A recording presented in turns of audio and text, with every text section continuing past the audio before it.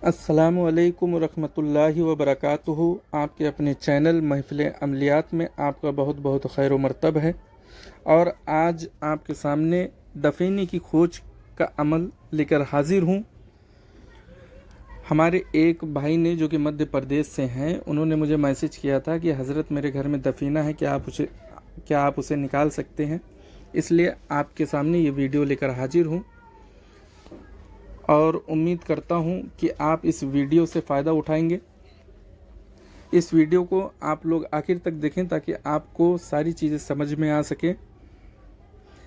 आइए अमल की तरफ चलते हैं।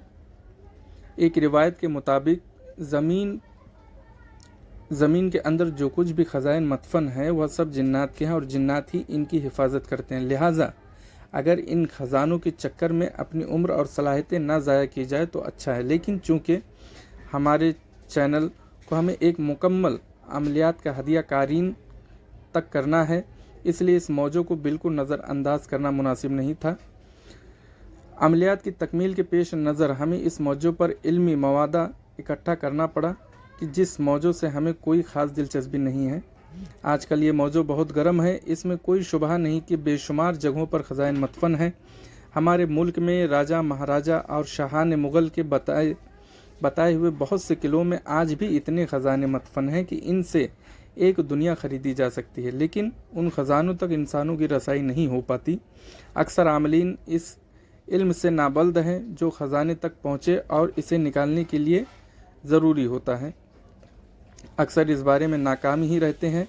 सबसे पहले ये ज़रूरी है कि आमिल को ये अंदाज़ा होना चाहिए कि ख़जाने की जगह है या नहीं, ताकि ख़जाना निकालने की कार्रवाई इसी जगह से की जा सके। दूसरी बात यह कि ख़जाना सिर्फ खुदाई से नहीं निकाला जा सकता जब तक इस ख़जाने का हिसार न कर दिया जाए, क्योंकि ख़जाने पर अक्सर व बेशतर जिन्नात का पहरा होता है और इन्हीं ख़जाने को इधर उधर करने की महारत हासिल होती है। आमिल के लिए ज़रूरी है कि वह ज़मीन की खुदाई से पहले ख़जाने का हिसार करे, ताकि ख़जाना इसी जगह मौजूद रहे जहां वह ज़ेर ज़मीन महफूज है। जिन्नात को गिरफ़्तार करने या इन्हें हटाने और जिन्नात की शरारतों से महफूज रहने के फ़न से भी आमिल को बहरावर होना चाहिए, वरना आमिल को भी नुकसान उठाना पड़ेगा और साहिब मकान को भी नुकसान उठाना पड़ेगा। ख़जाना निकालने के लिए भेंट भी दी जाती है। वह बच्चे भी भेंट चढ़ाए जाते हैं जो उल्टे पैदा होते हैं। बच्चा जब माँ के पेट से बाहर आता है तो पहले इसका सर बाहर आता है। जो बच्चे उल्टे पैदा होते हैं पहले इनके पैर बाहर आते हैं। इन बच्चों को भी भेंट देने से जिन्नात पर काबू पाया जा सकता है। काले बकरे जिन पर कोई सफ़ेद धब्बे तक ना हो वह भी भेंट में इस्तेमाल होते हैं और इनकी भेंट से भी जिन्नात की शरारतों की रोकथाम की जा सकती है। भेंट के और भी तरीके इस सिलसिले में राइज हैं, लेकिन भेंट किसी भी इंसान की हो या जानवर की शरअन हराम है। माल व मनाल की खातिर किसी भी इंसान या जानवर की जान लेना एक जुल्म है और दीन इस्लाम किसी भी सूरत में किसी पर भी किसी तरह के जुल्म और सितम ढाने की इजाज़त नहीं देता। भेंट देना ये गैरुल्लाह के नाम पर किया जाता है। अगर किसी को भेंट पर चढ़ाते वक्त अल्लाह का नाम ले लिया तो फिर वह भेंट कारगर नहीं होती और शरीर किस्म के जिन्नात इस भेंट को रद्द कर देते हैं। और गैरुल्लाह के नाम पर किसी भी जानवर की गर्दन पर छुरी चलाना कत्ते नाजायज़ है। तो भाई ये जो भेंट दी जाती थी ये आज भी ये सिलसिला जारी है। अल्लाह माफ़ करे और अल्लाह हम तमाम लोगों को इन सारी चीज़ों से महफूज रखे। जहाँ तक इंसान को कत्ल करने का मामला है तो वह अल्लाह का नाम लेकर भी कत्ल नहीं किया जा सकता। जंग में जो काफिर मुशरिक तलवार या गोली निशाना बनते हैं इनको अपना दफ़ा करने की गर्ज से ख़त्म किया जाता है, ना कि इनको किसी माल मनफात की बिना पर। चुनांचा किसी का माल हड़पने या माल गनीमत की खातिर किसी काफिर का कत्ल करना भी जायज़ नहीं है। बहर कैफ आमलीन के लिए ज़रूरी है कि दफीना निकालते वक्त वह शरई हुदूद में काम करे और नाजायज़ अमूर से हत्तल इम्कान बचने की कोशिश करे। हमने दफीने की निशानदी के काफ़ी तरीके मैं आपके सामने रखूँगा। आप में इस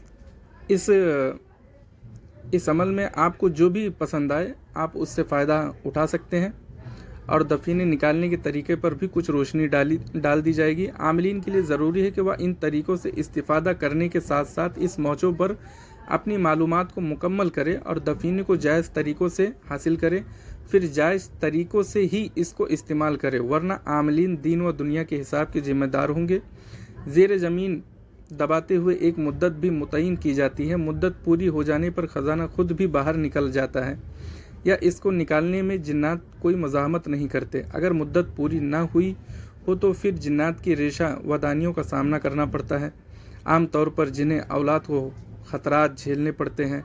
आमिलीन के लिए ज़रूरी है कि वह इस बारे में एहतियात से कदम उठाए। खजाना दस्तयाब हो जाने पर इसके 4 हिस्से करने चाहिए। एक हिस्सा आमिल का, एक हिस्सा साहिब खाना को, एक गरीब का और एक में इबादत खाने तामीर करने चाहिए। जो लोग इन पाबंदियों का और तयशुदा हिसाब व किताब का लिहाज नहीं करते वह दुनिया में भी नुकसान उठाते हैं और इन्हें आखिरत की कठिनाइयों से भी गुजरना पड़ता है। दफीने की खोज के उन्वान के तहत जो तरीका मैं आपको बताने जा रहा हूँ, ये यकीन करें कि अल्लाह की मदद और नुसरत के बगैर कोई फार्मूला कारगर साबित नहीं होता। आइए अमल की तरफ चलते हैं। पहला जो अमल है वो इस तरीके से है कि हुरूफ रे को 800 मरतबा पढ़कर किसी सफ़ेद मुर्गे के कान में दम कर दे और इस मुर्गे को इस जगह छोड़ दे जहां दफीने का शुबहा हो। बरोज़ इत्तवार को इस काम को करे, इंशाअल्लाह मुर्गा इसी जगह पहुंचकर बैठ जाएगा जहां दफीना होगा। याद रखें, इस तरह के काम के लिए देसी मुर्गा जो अजान देने वाला हो इसका इस्तेमाल करें।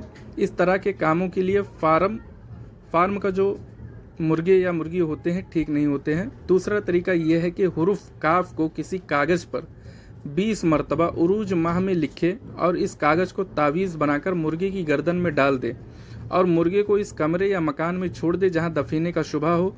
इंशाअल्लाह मुर्गा जहां दफीना होगा वहां जाकर बैठ जाएगा। तीसरा तरीका यह है, जिस जगह दफीने का शुबहा हो वहां इशा की नमाज के बाद सूरह अब्स को 11 बार तिलावत करे। अव्वल व आखिर 11 मरतबा दरूद शरीफ पढ़े और इस कमरे में ही तन्हा सो जाए जहां दफीने का गुमान हो। इंशाअल्लाह ख्वाब में रहनुमाई होगी। अकाबरीन की राय यह है कि इस अमल को उरूज माह में लगातार 3 रातों तक करना चाहिए और अगर पहली ही रात में रहनुमाई हो गई तो फिर अमल की ज़रूरत नहीं।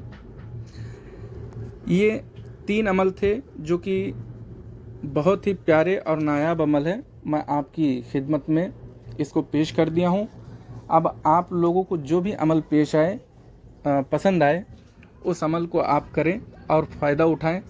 गर्ज जो शुरुआत में मैंने आपसे बात कही है उसको गौर तलब रखें और उम्मीद करता हूं कि आपको ये अमलियात पसंद आए होंगे। हाजिर होता हूं अगला वीडियो लेकर आपके सामने। फ़िलहाल अगले मौजू पर हम बात करेंगे जो कि यूट्यूब पे काफ़ी चर्चे में है कि यूट्यूब पे, गूगल पे काफ़ी जगहों पर ये चर्चा है कि भाई परी ट्रांसफ़र कर दी जाएगी, जिन्नात ट्रांसफ़र कर दिए जाएंगे, इतने पैसे दीजिए हम मौकिल ट्रांसफ़र कर देंगे। इन ऐसे लोगों से आप बचें और दूसरों को भी ये राय दें कि वो भी ऐसे फ्रॉड लोगों से बचें। मैं किसी का नाम नहीं लूँगा। इंशाअल्लाह अगले वीडियो में आपको और भी चीज़ें बताई जाएगी। दुआ में याद रखिए, तमाम उम्मत मोहम्मदी के लिए दुआ कीजिए। अल्हम्दुलिल्लाह, अल्लाह आप सभी लोगों को अपने प्यारे महबूब के सदके तुफ़ैल में आपके जायज़ तमन्नाओं को पूरा करे। आमीन सुम्मा आमीन। दुआ में याद रखिए, तमाम उम्मत मोहम्मदिया के लिए दुआ कीजिए। आमीन सुम्मा आमीन। अल्लाह हाफिज़।